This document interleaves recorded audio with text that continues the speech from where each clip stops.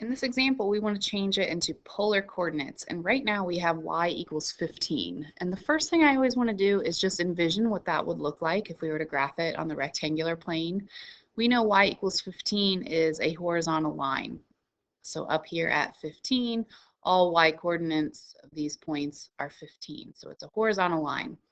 So how do I express this in polar coordinates, meaning it has only r's and thetas anywhere in the equation? Well, we know y is r times the sine of theta, so I'm going to substitute that in. R times the sine of theta equals 15. And then really all we have to do is, just like when we're in rectangular coordinates, we typically solve for y. In this case, we're going to solve for r. And we do that by dividing both sides of the equation by the sine of theta, so that r is isolated.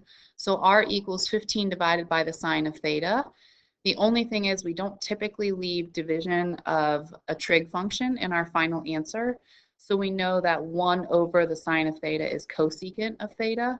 So we could think of this as 15 times the cosecant of theta. And so that's really our final answer. R equals 15 times the cosecant of theta. And if you want to check to make sure that your answer is correct, just look at it on Desmos. So I actually have this plotted here. R equals 15 times the cosecant of theta. And you can see on my graph over here that we have a horizontal line.